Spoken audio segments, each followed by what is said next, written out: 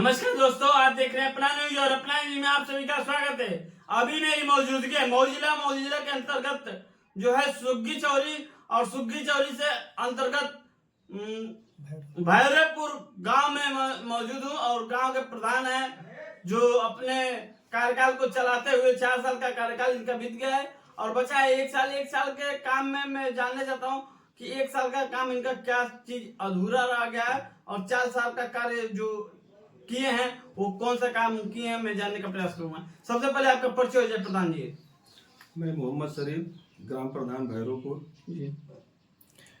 प्रधान जी, मैं ये जानने का प्रयास करूंगा, पंचायती राज द्वारा 2 प्रधानों को चुनित करके लखनऊ में पुरस्कार दिया गया, उसके लिए आप क्या कहना चाहते हैं? क्या 2 ही प्रधान जो हैं चुनित क्यों किए गए हैं, बताइए।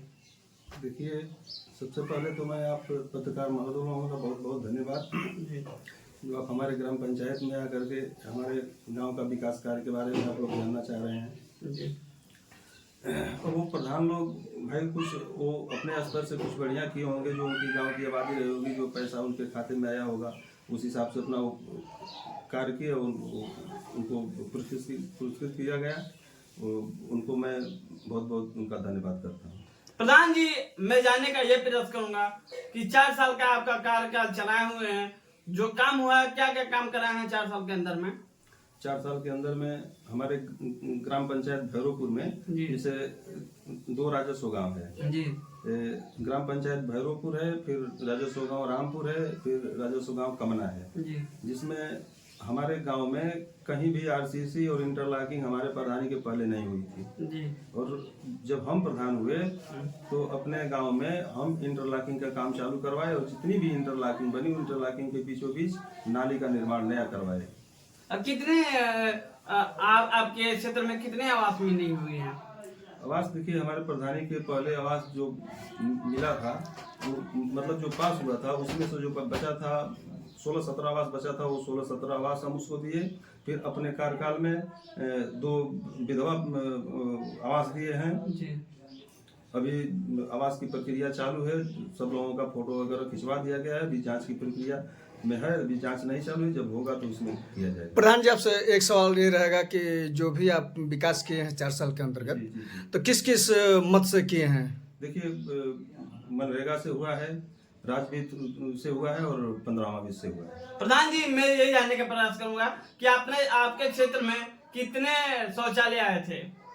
शौचालय तो देखिए बहुत आए थे जी। अब उसका हम काउंटिंग नहीं किए हैं। लमसम बताइए। लमसम में 100 से पार ही होगा जी जी। और मैं जानने का ये प्रयास करना चाहता हूँ प्रधान जी कि पकिया जो काम थे वो कितने आए हुए थे? पकिया काम देखिए वो आता नहीं है, ठीक है ना।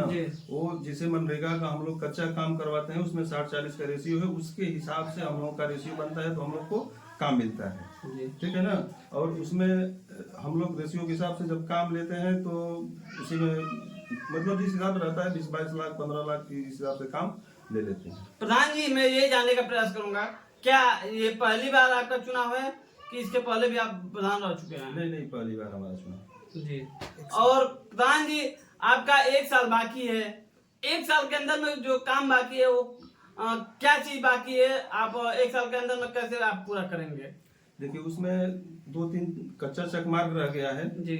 और एक हमारे बगल में एक रामपुर हरिजन बस्ती है, उसमें से एक ढाला बंदे से ढाला निकला हुआ है, वो जर्जर है, उसको बनवाना है। और हम अपना वहाँ ब्लॉक पे बात किए थे बीडीओ साहब से, एडीओ पंचायत से बात हुई थी, हमको अंत्योदय स्थल बनवाना है, जैसे कि अगल बगल के गांव के लोग भी इच्छुक हैं कि नहीं अंत्योदय स्थल बन जाए तो गांव के लोगों के लिए सही हो जाएगा। हम अपनी फाइल लिख के वहाँ दे दिए हैं एडीओ पंचायत को, वहाँ से फाइल हमारी जाएगी, यदि वो आ जाएगी फाइल तो हम अपने कार्यकाल में अंत्योदय स्थल बनवा के उसको खत्म करेंगे। बहुत